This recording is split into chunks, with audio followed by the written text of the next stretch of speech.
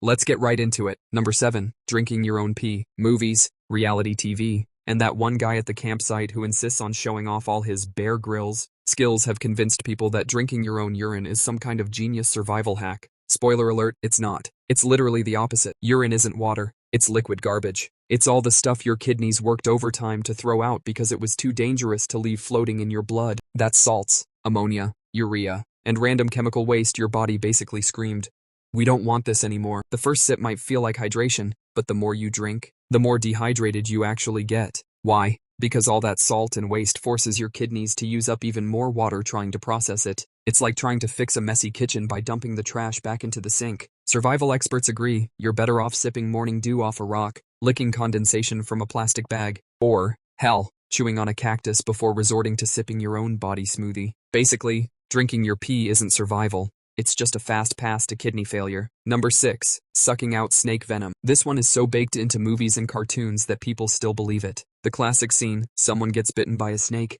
their buddy drops everything, sucks out the venom with their mouth, and spits it on the ground like they're saving the day. Yeah, no, congratulations, you've now poisoned 2 people instead of 1. Here's the thing, venom doesn't just sit neatly in the bite hole like juice in a Capri Sun pouch. Once a snake injects you, that venom immediately starts spreading into your lymphatic system and bloodstream. Trying to suck it out with your mouth is like trying to vacuum water from a sponge that's already soaked. Pointless. Worse, if you have even the tiniest cut in your mouth, a scratch, a sore, a bit of gum bleeding, congratulations, you've just delivered snake venom directly into your bloodstream. It's the survival version of clicking reply all by mistake. Now everyone's suffering. The actual advice is boring but effective. Keep the bite victim calm, immobilize the limb, and get medical help as fast as possible. No cutting, no sucking, no weird cowboy tricks. Basically, the less action movie you are, the better your odds. Number 5. Playing dead with bears.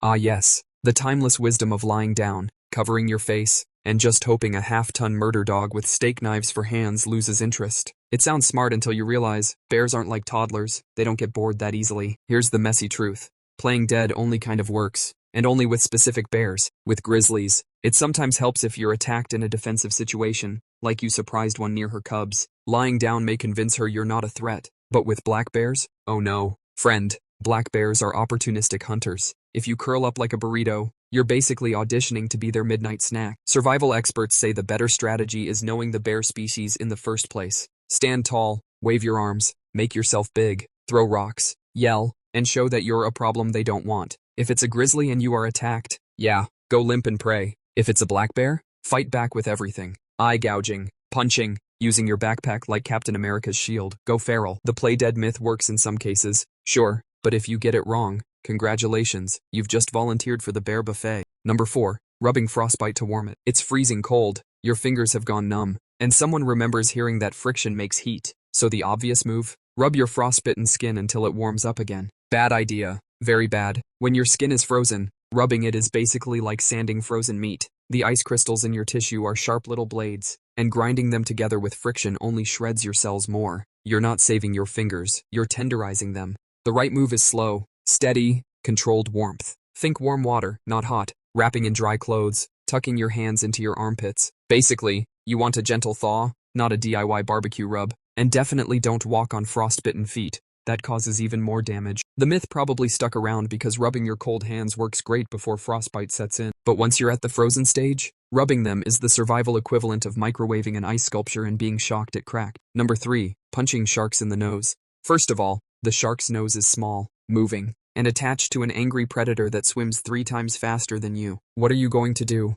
Line up like a boxer and hope it politely holds still? Odds are you'll miss the nose completely and end up sticking your hand directly into its mouth. Congratulations. Now you've upgraded from shark encounter to shark chew toy. Marine experts actually recommend aiming for more vulnerable targets, the eyes and the gills. Those spots are sensitive, and a desperate jab there might convince the shark you're too much trouble to eat. The nose-punching thing probably came from divers who had extremely lucky shots that scared sharks away, and Hollywood turned it into a survival gospel. But here's the truth. If you're close enough to try boxing with a shark, you're already in the danger zone. The better survival tip is prevention. Stay calm. Don't splash like a wounded seal. And if a shark circles you, maintain eye contact, because apparently even apex predators find that creepy. So yeah, if you're planning to Mike Tyson a shark, better hope it appreciates the effort. Number 2. Drinking from a cactus.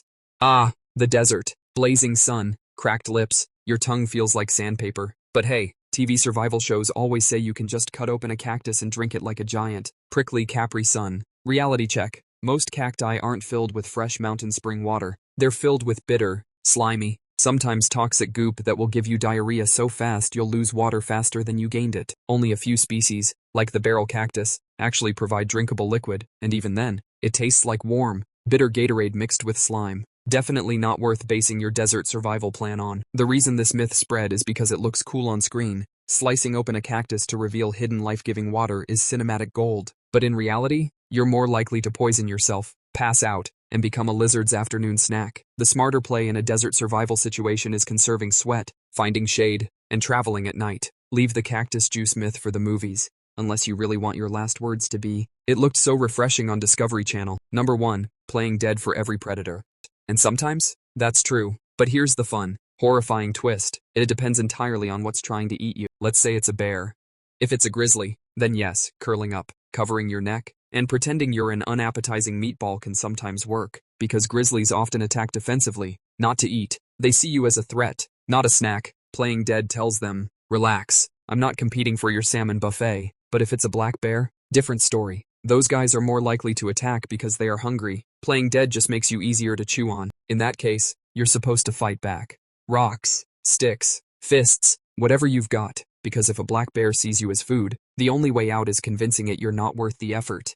And lions, wolves, mountain lions, playing dead is like handing them a free delivery meal. You're basically saying, here, I'll save you the chase. This myth stuck around because people love one-size-fits-all solutions. The problem is nature doesn't work like that. Predators all have different hunting strategies, and if you assume death yoga pose will save you from everything, you might not even make it to the scary campfire story phase. So yes, playing dead works, sometimes. But other times, congratulations, your dinner. That's all for today. I'll be making similar videos in the future. Subscribe to see them.